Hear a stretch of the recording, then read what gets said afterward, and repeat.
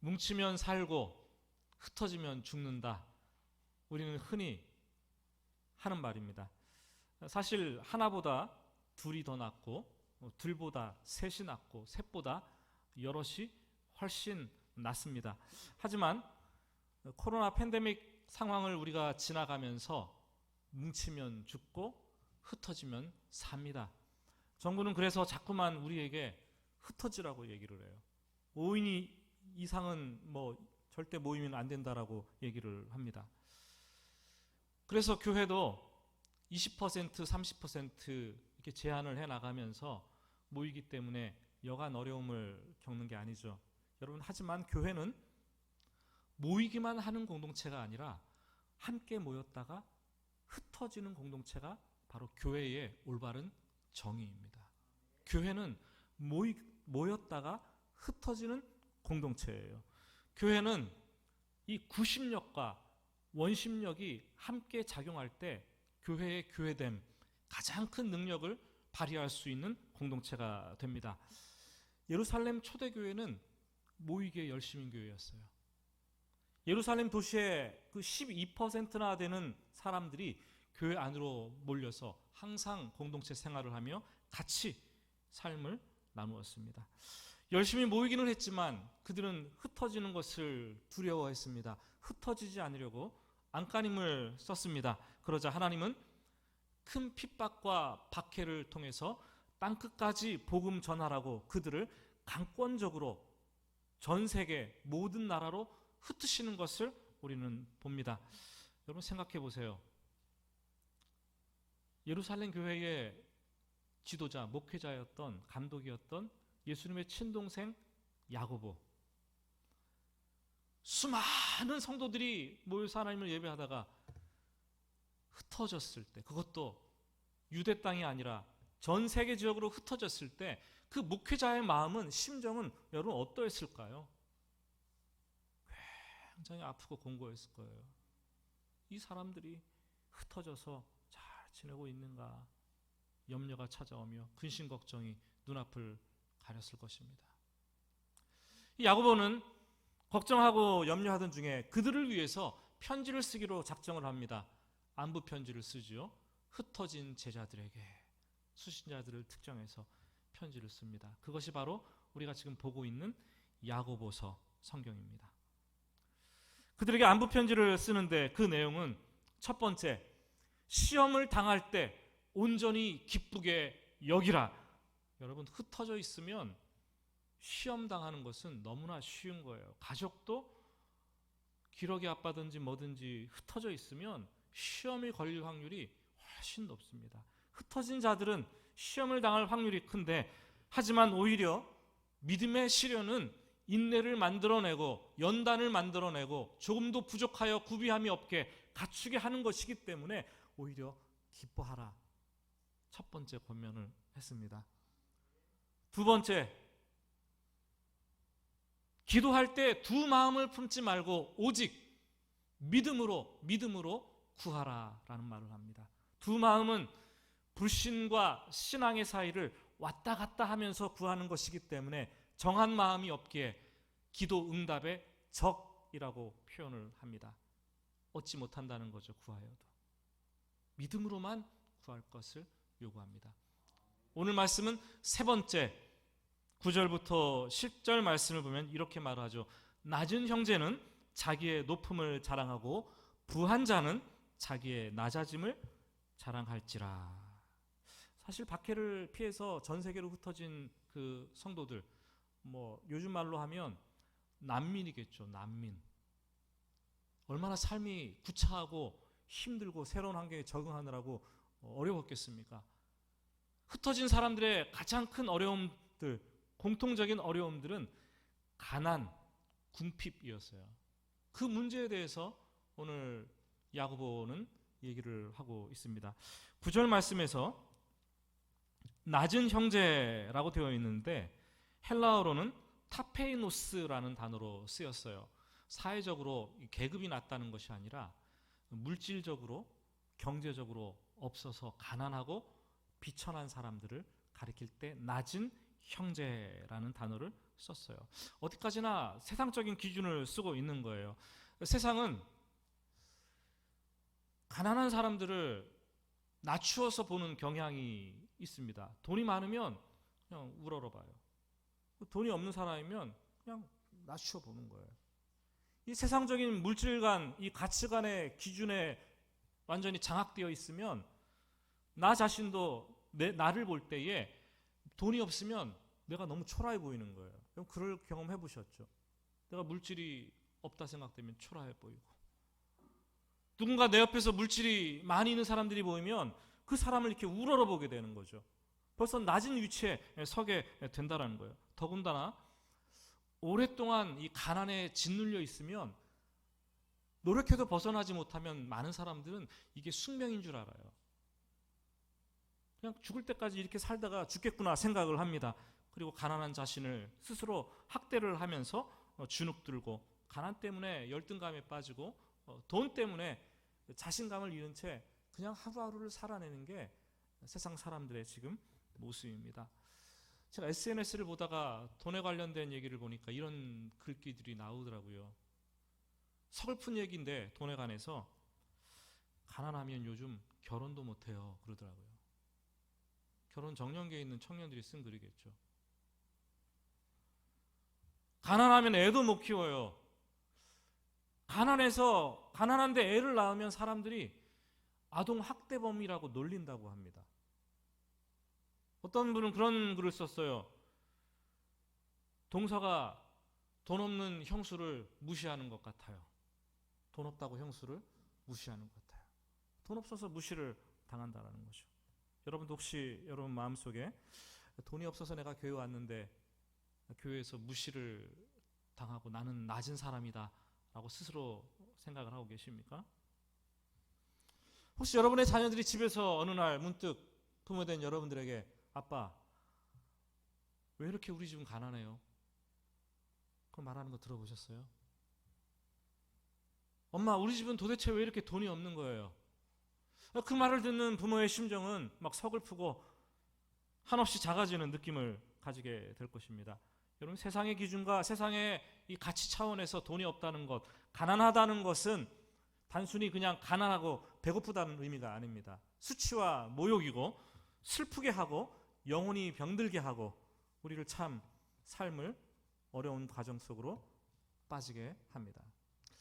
그렇기 때문에 우리 하나님 나라의 백성들은 더더욱 이 세상적인 물질적 가치관을 극복해내야 돼요. 여기에 묶여가지고 우리가 이렇게 세상 사람들과 똑같이 살아서는 안 돼요. 극복해낼 수 있어야 돼요. 그게 참 믿음 생활인 거예요. 그래서 야고보는 주문을 합니다. 낮은 형제는 자기의 높음을 자랑할지니라. 역설이죠. 내가 낮은데 뭘 자랑해요? 신앙생활은 항상 패러독스, 역설이에요. 가난하더라도, 내가 돈이 없더라도 주님 안에서 내가 있으면 삶의 다른 지평이 열려야 된다는 것을 말하고 있어요. 세상에서 낮고 비천한 사람일지라도 예수님을 제대로 만난 사람들은 세상에서 구김살이 없어요. 주눅들지 않아요. 어둠이 없습니다. 비굴하지 않습니다. 여러분들이 그러면 저에게 물으실 수 있습니다. 예수 믿는다고 어떻게 그럴 수 있어요? 예수 믿으면 정말 그럴 수 있나요? 물으실 수 있을 것 같아요. 그럴 수 있습니다. 왜냐하면 예수를 믿는다는 것은 이 하나님 아버지가, 온 만유의 주인이신 하나님 아버지가 누구의 아버지가 되는 거예요? 바로 내 아버지가 되기 때문에, 내 아버지가 그토록 부자이시고 모든 만물의 주인이신데 그 아들이 가난하다 비굴하게 주눅들어서 이 땅을 살아서야 여러분 되겠습니까? 아버지가 부자이기 때문에 나도 부자가 된 것입니다. 그래서 양치던 목동이었던 소년 다윗도 시편 23편 1절에서 여호와는 나의 목자시니 내가 부족함이 없으리로다. 여호와를 내 아버지로 삼으면 내가 만족하는 거예요. 만족한다는 것은 부족함을 느끼지 않는다라는 거죠. 내가 부자임을 고백할 수 있다라는 거예요. 내 안에 계신 하나님 때문에 우리는 세상에도 좀 돈이 없어도 만족하고 부자라고 고백할 수 있는 사람들입니다. 돈이 없지만, 부자는 아니지만 내 안에 계시는 그분을 우리는 자랑을 해요. 자랑은 여러분 스스로 하는 거예요. 반면 인정은 다른 사람에게로부터 우리가 얻는 것이에요. 세상 사람들은 돈을 가진 걸 자랑하죠. 근데 우리는 자랑은 하나님을 자랑하는 거예요. 우리의 자랑은 세상 사람들이 인정하지 못할 수도 있어요. 그러나 하나님이 인정해 주시는 자랑입니다. 그것은. 그리고 그렇게 자랑을 하게 되면 우리는 자신을 높게, 존귀하게, 소중하게 여길 수 있는 힘이 생깁니다. 그것이 그리스도인들의 다른 삶의 지평이 열려지는 것입니다. 그런데 문제는 예수님을 믿고 있고, 제가 이렇게 말하면 아멘 그러지만 여러분들이 실제로 삶의 현장에서 여전히 가난하다고 생각되는 분들이 많다는 거예요. 그렇죠? 여러분 부자십니까? 여러분 가난하십니까? 중간이라고요? 도대체 어느 정도 가져야지 부자입니까, 여러분? 돈을. 예? 설문조사를 5,000명을 대상으로 해보았더니 10억 정도 현금, 금융자산권을 가지고 있으면 뭐 집, 땅 이런 거 말고 통장에 10억 정도 뭐 주식이든지 뭐든지 갖고 있으면 그게 부자라고 사람들이 대답을 했다라는 거예요. 그렇다면 여러분들이 10억 가진 사람들한테 가서 물어보세요. 당신 부자입니까? 부자라고 말하는 사람 아무도 없어요. 10억 가진 사람도 더 많이 가져야지 부자라고 생각을 한다는 거죠. 여러분, 돈이 적고 많음은 부자와 가난한 자를 결정하는 기준이 아니에요. 부자와 가난한 자를 결정하는 기준은 마음의 문제예요. 마음의 문제. 예수를 믿고 하나님의 자녀가 됐다고 하는데도 이 가난의 영에 사로잡히면 얼마를 가졌든지 간에 그냥 가난한 거예요. 가난한 사람들을 보면서 초라해 보이고, 가난한 나 자신을 보면서 그냥 내가 초라한 거예요. 돈 있는 사람을 보면서 우러러보고 높게 보는 그런 세상적인 가치관에 사로잡히게 된다는 거죠. 가난의 영은 세상의 영이에요. 가난의 영은 사단이 주는 시험과 유혹입니다. 만일 여러분들이 지금 요새 내가 지금 이만큼의 그 재산을 갖고 있는데 이게 적다라고 생각하시는 분 계세요? 여러분들이 집을 소유하고 있는데 이 집값이 자꾸 떨어질까봐 혹시 노심초사하고 계십니까? 여러분 마음에 내가 조금만 더 가지면은 행복할 거라는 생각이 막 들어오십니까? 아니면 여러분 재산을 지키기 위해서 울타리를 쌓고 금고를 마련해 두면서 잃어버릴까봐 노심초사하고 두려워하는 마음이 있습니까? 조금이라도 그런 마음이 있다면 예수 믿지만 가난의 영에 사로잡혀 있는 거예요. 가난의 영이 여러분들의 삶을 지배하고 있고 마음속에 들어와서 주인 노릇하고 있다는 거죠. 그런 사람들은 항상 가난한 거예요. 죽을 때까지 가난한 거예요. 뭘 해도 가난한 거죠. 그렇게 느끼니까 하나님께서 은혜를 그토록 부어주시는데 은혜가 은혜로 다가오지 않아요. 은혜를 받았는데 은혜를 기억하지 못하니까 행복하지 않아요. 악순환이 계속 되는 것이죠. 제가 예전에 오래전에 서울에서 목회를 할 때 오랫동안 목회한 그 교회는 강남 한복판에 있었어요. 그런데 가끔씩 성도들을 대하고 신방할 때마다 괴로울 때가 있었습니다. 신방한 성도의 집이 운동장처럼 넓고 숨바꼭질 해도 되겠더라고요. 운동장처럼 넓고 그 집안의 사업장도 크고 그리고 상가도 빌딩도 몇 채나 가지고 있었어요. 그냥 보니까 이분이 놀고 먹는 것 같은데 놀고 먹어도 차곡차곡 한 달에 수입이 엄청난 수입이 막 쌓이는 것을 뭐 직감적으로 알겠더라고요. 그런데 어느 날 신방을 가서 그분의 얼굴을 살펴보니까 그분의 얼굴이 죽상이에요. 죽상. 집사님 왜 그러세요? 무슨 일이 있어요? 요새 기도 제목이 도대체 무엇입니까? 물었습니다. 그랬더니 하시는 말씀이 요즘은 사업도 잘 안 되고 상가도 안 빠지고 잘 그리고 경제적으로 이익이 줄어서 밤에 잠도 안 오고 죽을 것만 같아요. 이렇게 얘기를 하면서 근심의 하소연을 하는 것을 들었습니다. 참 제가 그 기도 제목을 들으면서 어떻게 위로를 해야 될지 막막했어요. 목사인지라 그래도 기도를 해야 되잖아요. 기도를 그렇죠? 위로 기도를 해드리고 힘내라고 하고 대문을 박차고 이렇게 나오는데 제가 마음의 그 씁쓸함을 견딜 길이 없었어요. 신방을 끝나고 집에 돌아오는 그 순간부터 마음에 시험이 찾아오기 시작하는 거예요. 야, 저런 사람이 죽겠다고 하는데 나 같은 사람은 도대체 뭐냐? 제가 너무나 밑바닥 같은, 정말로 형편없는 사람 같은 그런 생각이 물밀듯이 몰려오는 거예요. 그 순간만큼은 저의 정신세계가 비참함 그리고 우울감으로 도배되어서 완전히 밑바닥으로 낮은 형제의 모습으로 전락을 했습니다. 여러분, 부자여도 가난의 영에 사로잡히면 행복하지 않아요. 만족함이 없다고 생각합니다. 예수를 믿어도 그때는 예수 믿는 맛이 무엇인지 몰라요. 가난해도 만족하고 예수님을 자랑하고 하나님을 자랑하고 부족함이 없다고 엮이면 그때 행복이 오는 거고, 그때 예수 믿는 맛이 생기는 거잖아요.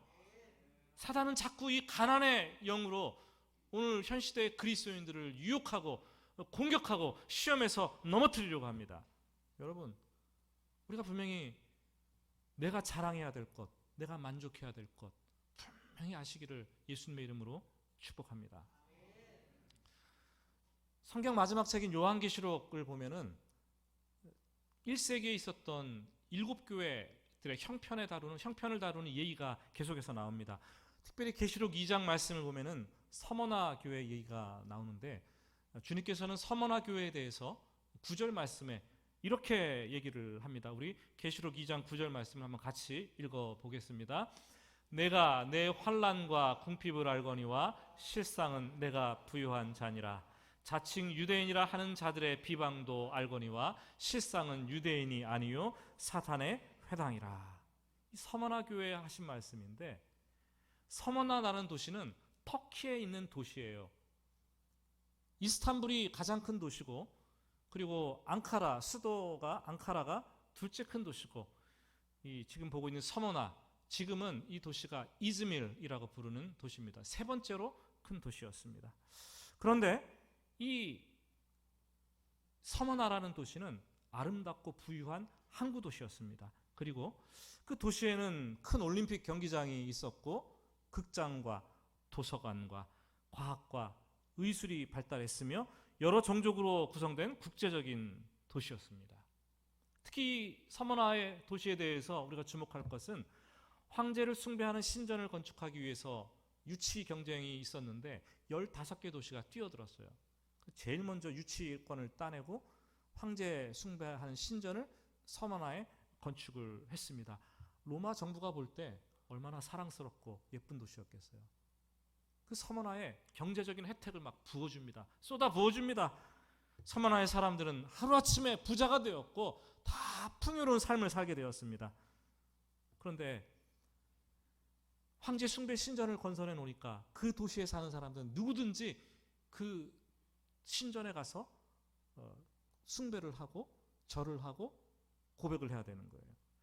길드라는 상인조합회가 잘 발달되어 있어서 거기에 들어가면 온갖 혜택을 누리는데 먹고 사는데 별 지장이 없어요. 그런데 이 상인조합에 가입하기 위해서는 1년에 몇 차례씩 적어도 누구나 다 황제 숭배하기 위해서 신전 앞에 가서 로마 황제는 나의 신이요 나의 주요 나의 하나님입니다 고백을 하고 절을 해야 되는 거예요.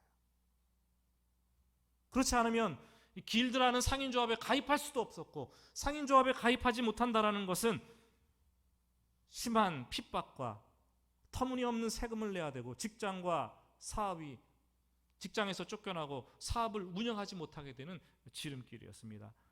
집도 몰수당하고 감옥에서 쫓겨나기도 했습니다.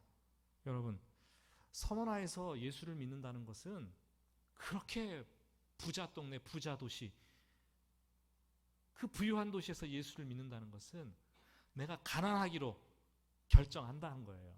가난하기로 작정하고 사회 밑바닥으로 전락되어도 괜찮다라고 작정해야지만 감당할 수 있는 일이었어요. 여러분, 오늘날 대전도시가 만약에 그렇다면 여러분 어떻게 하시겠습니까?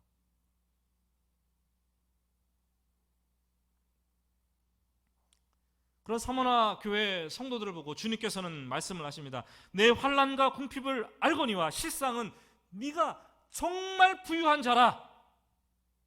네가 정말 가난하지만 너는 실상은 부유한 자라. 사랑하는 여러분, 그리스도인들은 세상에서 고난을 당해도, 세상에서 궁핍해도, 가난해져도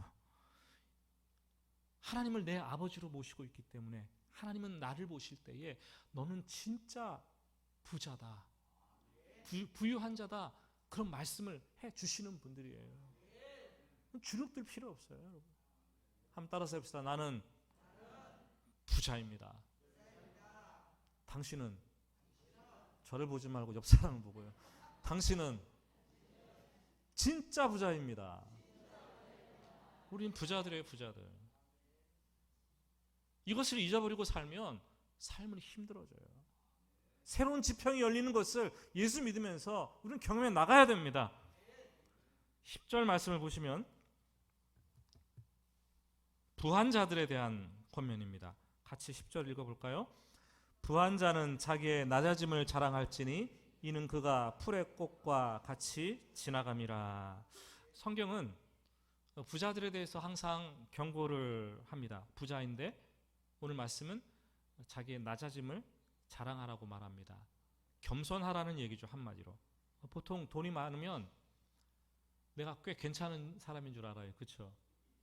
돈이 많으면 보통 내가 꽤 높은 위치에 있는 사람인 줄 스스로 착각을 합니다. 그 착각이 도를 지나치면 교만하게 되고, 교만의 도를 뛰어넘으면 거만하게 되고, 거만의 도를 뛰어넘으면 오만한 자리에 앉는 거예요. 돈이 많아질 때 우리가 내가 높아졌다고 착각해서는 절대 안 됩니다. 부를 얻으면 얻을수록 내 마음은 더 낮은 자리에 위치해야 됩니다. 사실 내가 가진 것들이 내가 가진 것이 아니잖아요. 만물의 주이신 하나님께서 우리에게 누리도록 허락해 주셨기 때문에 내가 가진 것이고, 내가 가진 이 돈은 나에게 잘 관리하라고 주신 거예요. 청지기가 되어서 이것을 필요한 곳에 쓰고, 하나님 나라를 위해서 쓰고, 세상을 유익하게 하고, 사회적 책임까지도 떠맡은 사람들인 거예요. 그 사람들은요. 돈이 많이 있다면 행복한 게 아닌 거예요. 책임이 훨씬 더 많아지는 거죠. 내가 해야 될 일이 많아지는 거죠. 그것을 하지 못한다면 주님 앞에 섰을 때에 하나님께서 말씀하실 거예요. 내가 너에게 이 물질의 달란트를 5달란트나 주었는데 너는 땅에 묻어두고 너만을 위해서 썼구나. 이 악하고 게으른 종아. 물질로 달란트예요. 활용해서 남기라고 주시는 거예요. 물질도. 내가 가진 돈이니까 내 것이고 내 마음대로 다 쓸 수 있다고 생각하면 그것만큼 어리석은 태도가 없고 어리석은 신앙이 없습니다. 부를 가질수록 더 겸손해져서 하나님의 뜻을 분별하고 사회적인 책임을 가지고 신실하게 해나가야 되죠. 겸손하기 위해서 몸부림쳐야 되는 거예요, 여러분. 높은 권력에 있는 사람들 겸손하기 위해서 몸부림쳐야 돼요. 돈이 많이 있는 사람들 낮아지기 위해서 몸부림쳐야 돼요. 그렇지 않으면 높아지는 자리에 설 수밖에 없게 되는 거예요. 그러면 주님은 그런 사람들을 싫어하시고 낙타가 바늘구멍으로 들어가기보다 부자가 천국에 들어가는 것이 더 어렵다고 말씀을 하십니다. 여러분, 왜 부한 자가 자기의 낮아짐을 자랑해야 하는 것일까요? 11절은 이렇게 얘기합니다. 물질은 풀의 꽃과 같이 지나가기 때문이다. 해가 돋고 바람이 불어서 풀이 말리면 하루아침에 핀 꽃이, 풀의 꽃이 뚝 하고 떨어집니다. 부유함이 그와 같아요. 항상 있을 줄로 알았는데 금방 있다가 금방 사라지는 거네요.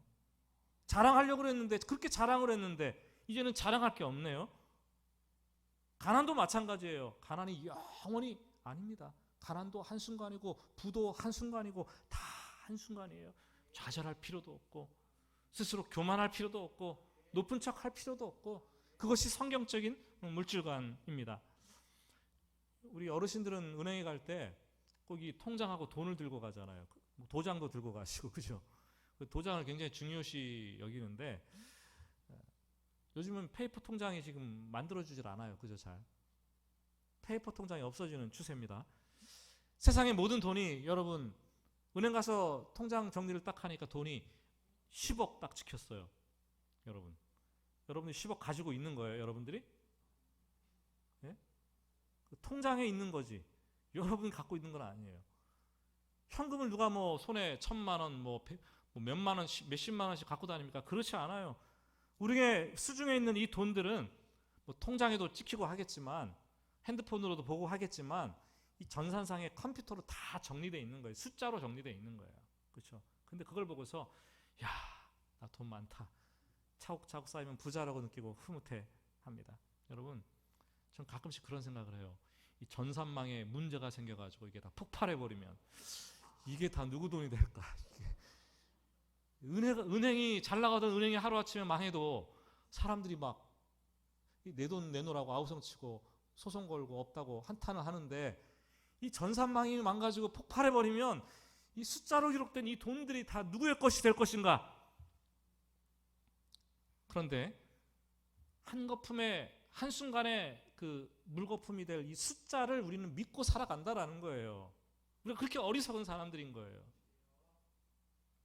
돈만 믿고 살았던 사람들은 돈이 사라지는 경험을 하면 삶이 무너져 내렸다라고 생각을 합니다.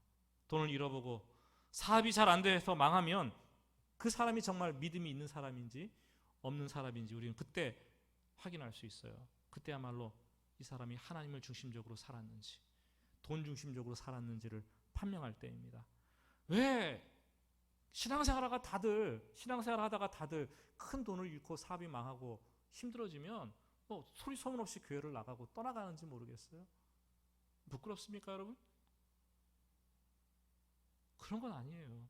그건 참 신앙생활이 아니에요.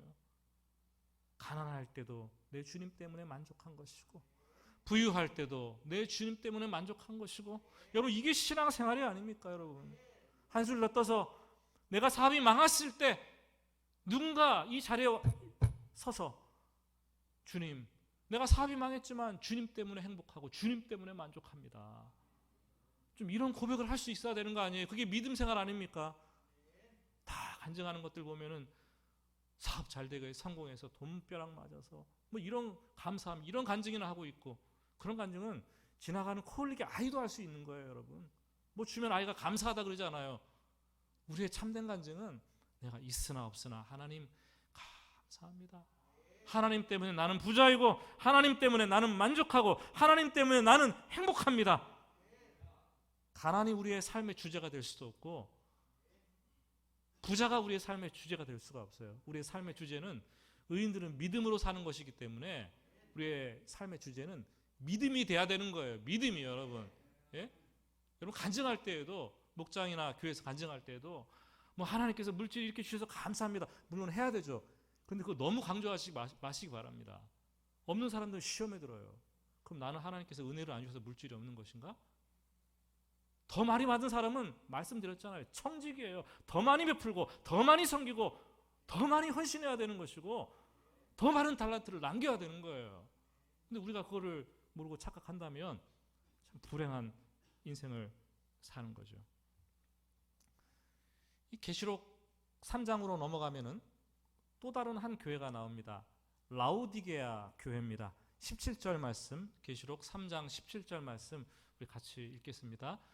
내가 말하기를 나는 부자라 부요하여 부족한 것이 없다 하나 내 곤고한 것과 가련한 것과 가난한 것과 눈먼 것과 벌거벗은 것을 알지 못하는도다. 이 라오디게아 교회를 향해서 주신 말씀인데요. 라오디게아라는 도시는 지진이 빈번히 일어났습니다. 그래서 지금은 형체도 없이 사라진 도시가 라오디게아입니다. 그런데 옛날에는 이 교통과 상업의 중심지였습니다. 돈이 많고 은행과 금융업이 발달을 해서 금융도시였어요. 그럼 오늘날로 따지면 뭐 세계의 그 경제를 쥐락펴락하는 그 뉴욕의 월스트리트, 월가에 버금가는 장소가 라오디게아였어요. 뭐 돈도 많고 금도 많다 보니까 뭐 돈 대신 금이 화폐로도 사용되기도 했고, 돈이 많으니까 다른 사업도 부가적으로 발생하는 거예요.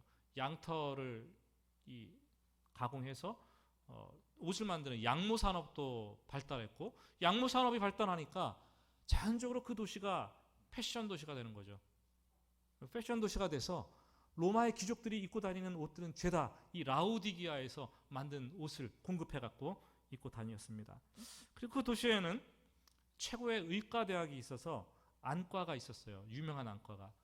이 가루약 부르기아라는 것을 안약을 만들었는데 이 안약이 세계적으로 너무 잘 팔리는 거예요. 아주 부자가 되는 거죠. 큰 부를 도시가 축적을 했습니다.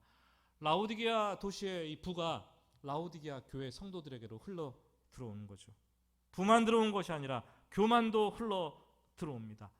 라오디게아 교회 성도들은 부자였어요. 그들은 부족한 것이 없었습니다. 예수를 믿는데 교회에서 은근히 뻐기고 자랑하고 자기 만족에 빠지고 교만에 빠졌어요. 신앙생활을 하고 있는데 하나님의 진정한 은혜에 대해서는 별로 갈망이 없었어요. 하나님을 향한 배고픔, 하나님을 향한 이 갈망, 갈증, 이것이 점점 사라지더니 나는 뭐 이렇게 열심히 안 해도 그냥 잘 살고 있는데, 기도도 안 해도 그냥 뭐 그럭저럭 잘 살잖아. 미지근한 신앙생활로 고착되기를 시작했습니다. 주님께서는 라오디게아 성도들에게 말씀을 하십니다. 내 곤고한 것과 가련한 것과 가난한 것과 눈먼 것과 벌거벗은 것을 네가 알지 못한도다. 내 가난한 것과 내 가련한 것을, 벌거벗은 것을 알지 못한다라고 얘기를 했어요. 여러분, 주님께서 우리를 보시는 눈은요, 우리가 우리를 보는 눈과도 다르고 세상 사람들이 나를 보는 눈과도 다르고 우리가 세상을 보는 눈과도 다른 거예요. 주님께서는 서머나 교회를 바라보실 때 세상 사람들은 이 가난하고 궁핍하고 밑바닥 하류층 인생이라고 보았지만 주님께서는 실상은 너희가 진짜 부유한 자다 말씀을 했어요. 라오디게아 성도들을 볼 때에 세상 사람들은 야, 부유한 사람들이 모인 교회다 라고 말했지만 주님은 라오디게아 성도들을 바라보면서 가련하다, 가난하다, 벌거벗었다, 이런 말씀을 주셨습니다. 여러분, 오늘 여러분 질문을 던집니다. 하나님께서 우리 해오름 교회를 보실 때 뭐라고 말씀하실까요?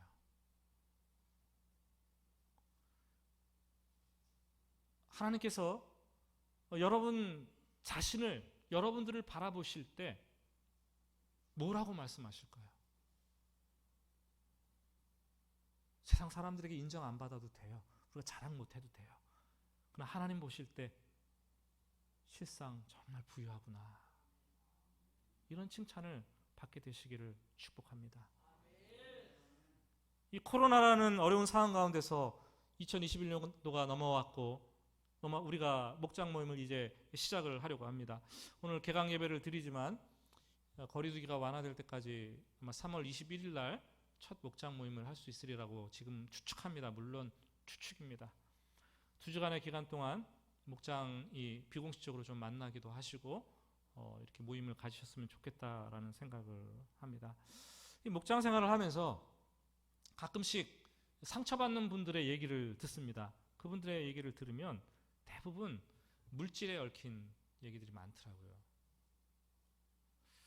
물질이 많은 사람들이 무시하고 교만하고 그래서 상처를 받고 열등감이 생겨서 괴로워하는 분들 많이 있습니다. 누가 뭐 그러고 싶어서 그러겠습니까, 여러분? 돈 많은 사람이 뭐 내가 자랑하고 교만하고 싶어서 그런가요? 적어도 해오름교회 성도님들은 그런 생각을 가지고 있지 않을 거라고 생각합니다. 그런데 세상의 물질적인 이 가치관이 언제부터인가 내 마음속에 이렇게 스며들어와서 나도 모르게 그냥 우월감을 가지고 내가 높은 사람, 내가 꽤 괜찮은 사람인 줄로 느끼게 되고 착각을 하게 되고 무시를 하게 되고, 또 다른 사람들은 그 사람을 보면서 스스로 우러러보고 자신을 낮게 여기면서 힘들어하게 된다는 거죠. 여러분, 자랑하는 자는 주 안에서 자랑하라고 되어 있어요. 주만 자랑하라는 거죠. 낮은 형제는 내 안에 계신 하나님을 바라보면서 그 하나님 때문에 나를 높이고 나를 자랑하는 거예요. 여러분, 우리가 정말로 가난한 성도가 있다고 생각해 봅시다. 그런데 그 성도를 보면서 낮게 여길 필요 없어요. 왜요? 그 안에 하나님이 존재하시기 때문에. 하나님이 존재하는 그 형제 자매를 어떻게 우리가 낮춰보겠습니까? 너무나 존귀한 형제 자매인 거예요.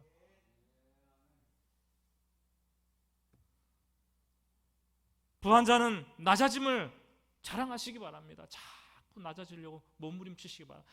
세상적인 가치관에 젖어 있기 때문에 우리가 잠깐 정신줄 놓으면 그냥 우쭐하고 교만해지고 이러는 거예요. 근데 사람들은 그거 보고 상처받아요. 자꾸 낮아지려고 몸부림치고 발버둥 치고. 이것이 그리스도인들의 자랑의 원칙입니다. 말씀을 정리합니다. 놀이터에서 놀면서 시소라는 기구를 보셨을 것입니다. 시소는 영어예요. 시, 영어로 see, 보다. so, 과거형 보았다. 올라가면서 멀리까지 보는 거예요. 근데 내려오면서 과거형이 돼버리는 거죠. 보았다. 안 보이니까 보았다 그러는 거예요. 시소 올라갔다 내려가는 거죠.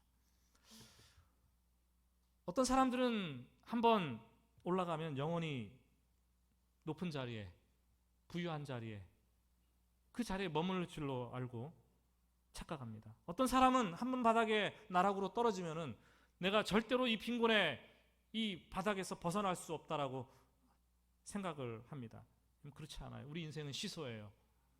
올라갈 때가 있으면 내려올 때가 있고, 내려올 때가 있으면 올라갈 때가 있는 거예요. 그렇다면 우리는 교만할 필요가 없어요. 좌절할 필요가 없어요. 이 시소가 두는 두 번째 철학적 의미는 균형이라는 거예요. 균형. 시소를 타려면 균형이 잡혀야지 탈 수 있어요. 이쪽에 홀쭉한 아이가 한 명이 타고 있는데 저쪽은 뚱뚱한 아이가 한 명이 탁 타고 있어요. 이 시소가 될까요? 균형이 잡히질 않아서 영 재미없는 거예요. 이쪽에 뚱뚱한 아이 하나가 타고 있으면 저쪽에는 누가 타고 있어야 돼요? 홀쭉한 아이 둘이 딱 타서 뭐 균형을 이렇게 딱 맞춰야지 올라갔다 내려갔다 올라갔다 내려갔다 하는 거죠. 여러분, 우리 영혼도 균형을 맞춰야 돼요. 내 마음이 너무 높은 데 처했다면 낮춰야 돼요. 내 마음이 너무 낮은 자리에 처했다면 끌어올려야 돼요. 높임을 자랑해야 되는 거예요. 균형을 맞출 때 그리스도인들의 건강한 영성생활이 비로소 시작되는 것입니다. 여러분, 내가 조금이라도 낮은 마음이 있다면 내 안에 계신 하나님 자랑하고 만족합시다. 내가 조금이라도 높은 마음이 있다면 균형을 맞춥시다. 내려갑시다.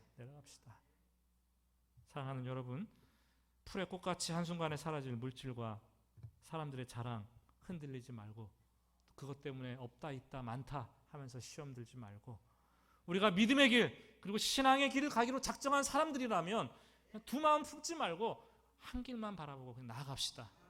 하나님은 그런 사람들에게 정말로 너는 부자다 말씀하실 것입니다. 우리 오늘 주신 말씀 생각하면서 같이 찬양하겠습니다.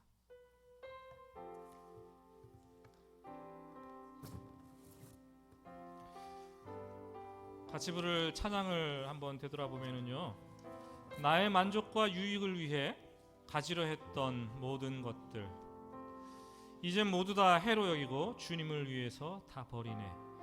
내 안에 가장 귀한 것 오직 주님을 알미라. 주님을 알미라. 주님을 알미라. 우리의 고백이 되길 원합니다. 우리 작은 소리로 한번 천천히 가사를 생각하면서 이 찬양 부르겠습니다. 나의 만족과 유익을 위해 가지려 했던 세상 일들 이젠 모두 다 해로 여기고 주님을 위해 다 버리네. 내 안에 가장 귀한 것 주님을 알미라. 모든 것 되시며 의와 기쁨 되신 주 사랑합니다. 나의 만족과 유익을 위해 다시 한번 나의 만족과 유익을 위해 가지려 했던 세상 일들 이제 모두 다 해로 여기고 주님을 위해 다 버리네. 내 안에 가장 귀한 것 우리 주님을 알미라. 귀한 것, 가장 귀한 것 주님을 알미라.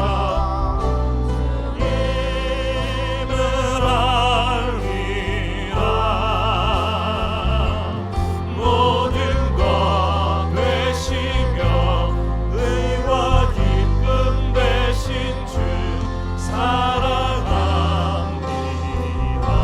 부활의 능력 체험하면서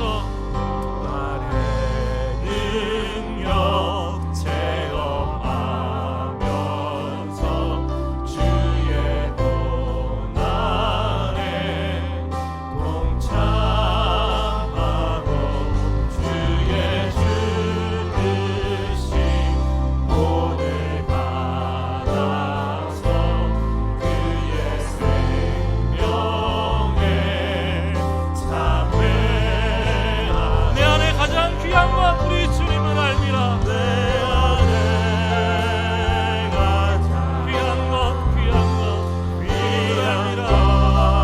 주님을 알미라. 모든 것 되시며 의와 기쁨 되신 주 사랑합니다.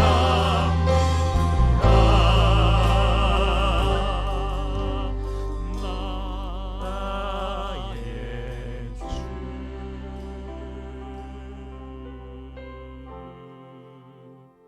우리 잠시 하나님께 기도합니다. 기도할 때 하나님, 제 인생을 돌아보니까 돈에 따라 울고 돈에 따라 웃었습니다. 세상 사람들과 똑같이 예수 믿는데 하나도 다를 것 없이 사는 인생이었어요. 돈에 따라 춤을 추었어요. 하나님, 우리가 그런 가치관과 물질관 가지고 살아내지 않기를 원합니다. 사업에 실패해도 돈을 날려도 좌절하거나 죽음 이런 생각하지 말고 하나님 때문에 일어날 수 있는 것이고, 돈이 잘 벌려도 세상 재미에 빠져서 교만해지지 않고, 가난할 때에도 돈 없어서 예수 못 믿겠다고 힘들다고 말하지 않고, 부유해지면 뭐가 아쉬워서 예수 믿겠냐고 말하는 세상 사람들처럼 그런 생각 가지지 말고, 만물의 주가 나의 아버지신데 내가 흔들리지 않고 높음을 자랑하지 않고 부유할 때나 없을 때나 하나님 때문에 만족하고 겸손한 인생, 그런 인생 살아갈 수 있도록 주님 도와주시옵소서. 우리 주님의 이름을 같이 부르고 기도하겠습니다.